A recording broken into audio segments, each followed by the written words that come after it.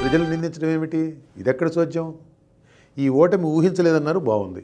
మీరేంటి ఎవరు ఊహించలేదు ప్రజలు మీకు ఇలాంటి ఘోర పరాభవాన్ని కట్టబెడతారని? ఓడిస్తారనుకున్నాం కానీ ఇలాంటి స్క్రిప్ట్ రాసి పెట్టారని ఎవరు అనుకున్నారు? కాబట్టి ఊహించలేదన్నంత వరకు బాగానే ఉంది. కానీ బటన్ నొక్కి డబ్బులు పంచితే ఆ డబ్బు తీసుకొని కూడా ఓటు వేయలేదని అక్క చెల్లెమ్మలను, అన్నదమ్ములను, అవ్వాతాతలను నిందించడం ఏమిటి? మీకు ఓటు వేస్తేనే వారికి ప్రేమాభిమానాలు, ఆప్యాయతలు ఉన్నట్లా? వేయకపోతే లేనట్లా? ఆ అక్క చెల్లెమ్మలకు పిల్లలు లేరు? ఆ పిల్లలకు మంచి భవిష్యత్తు కావాలని వారు కోరుకోరు? ఆ అవ్వాతాతలకు కొడుకులు, కూతుళ్ళు లేరు? వారికి భద్రమైన జీవితం ఉండాలనే ఆ అవ్వాతాతలు కోరుకోరు? మీరు బటన్ నొక్కితే ఖాతాల్లో డబ్బులు పడ్డాయి, నిజమే. కానీ వారందరికీ కుటుంబాలు ఉన్నాయే. ఆ కుటుంబాలకు మీరు వేసిన డబ్బులతోనే తెల్లారదు కదా. మీరు పెంచిన విద్యుత్ ఛార్జీలు కడుతున్నది వారు కాదు. దేశంలో ఎక్కడా లేని ధరలతో మండిపోతున్న పెట్రోల్, డీజిల్ కొంటున్నది వాళ్ళు కాదు. మందు సంగతులు బహిరంగంగా మాట్లాడడానికి చాలామంది సంకోచిస్తారు, కానీ నేను ఊరుకోను. ఉన్న సంగతి ఉన్నట్టు మాట్లాడుకోవాల్సిందే. నాకు నచ్చిన బ్రాండ్ మందు తాగే నా హక్కును తీసేయడానికి ఈయనెవరు అని ఎవరైనా ప్రశ్నిస్తే ఏమిటి మీ సమాధానం? చెప్పండి. పెంచిన మద్యం ధరల సంగతి అలా ఉంచండి. నా బ్రాండ్లు మాత్రమే తాగాలంటూ మందుబాబులు మీరు చేసిన ఘోరమైన జులుం భారతదేశంలో గతంలో ఏ పాలకుడన్నా ఎప్పుడన్నా చేశాడా? నేను బటన్ నొక్కి డబ్బులు వేస్తే అవి తీసుకుని కూడా ఓటు వేయలేదని మీరు ఎవరినైతే నిందిస్తున్నారో ఆ అక్క చెల్లెమ్మలకు భర్తలు, కొడుకులు లేరు? మీ పుణ్యమా అని వారి మందు ఖర్చు బడ్జెట్ పెరిగిందని, దానికి తోడు మీ బ్రాండ్ల మందు తాగితే ఒళ్ళు కూడా గుల్లవుతున్నదని ఆ అక్క చెల్లెమ్మలకు తెలియదు? ఇదంతా అలా ఉంచండి జగన్మోహన్ రెడ్డి గారు. ఎవరి డబ్బు ఎవరికి ఇస్తున్నారు మీరు?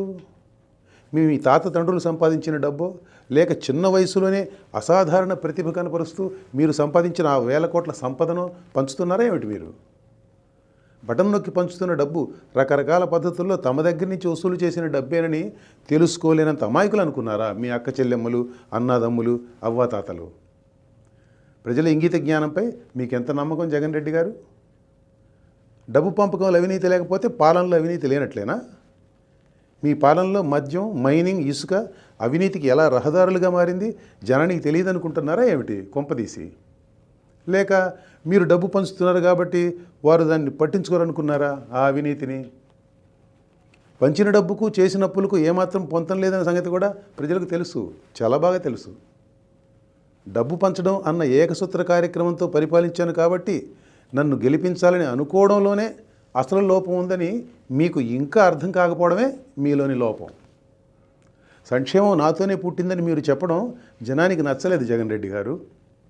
అభివృద్ధి అనేది ఒకటి ఉంటుందని, పిల్లల భవిష్యత్తు బాగుంటాలంటే పాలన ఆ దారిలో నడవాలని వారికి తెలుసు, జనానికి చక్కగా తెలుసు.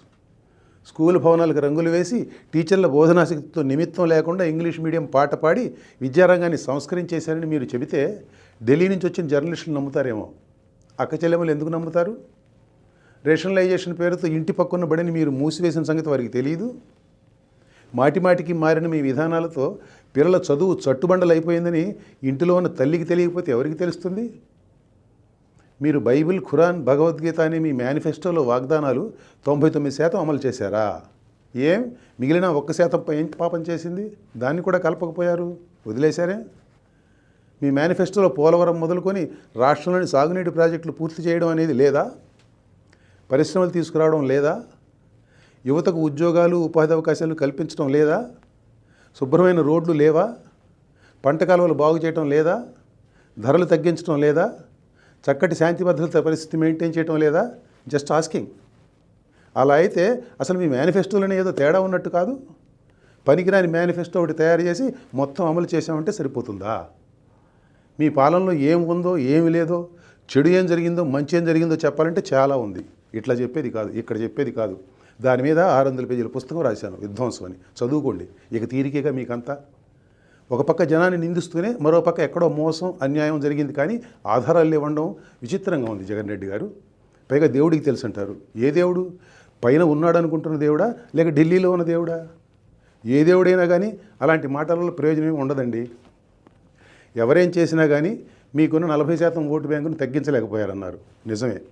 పోయినసారి ఎన్నికల్లో మీకు 151 సీట్లు వచ్చినా కానీ టీడీపీ ఓటు బ్యాంక్ కూడా టీడీపీతోనే ఉందిగా. మరి వారిని అంతా ఎగతాళి చేశారు ఎందుకు అప్పుడు మీరు? దేవుడు రాసిన స్క్రిప్ట్ అన్నారు. ఇప్పుడు ఈ స్క్రిప్ట్ ఎవరు రాసినట్టు? ప్రజాస్వామ్యం అంటే ఇలాగే ఉంటుంది. 5 ఏళ్ళు ప్రతిపక్షంలో ఉండి 5 ఏళ్ళు అధికారంలో ఉన్న తర్వాత కూడా మీకు ఆ విషయం అర్థం కాలేదు. మిమ్మల్ని ప్రజలు ఎందుకు తిరస్కరించారనే దానికి మీకు తెలియకుండా సమర్థన మీరే ఇచ్చుకున్నారు. మీకు అర్థం కానిది ప్రజలకు అర్థమైంది. అందుకే మిమ్మల్ని ఇక చాలు ఇంటికి వెళ్ళండి అన్నారు. నమస్కారం.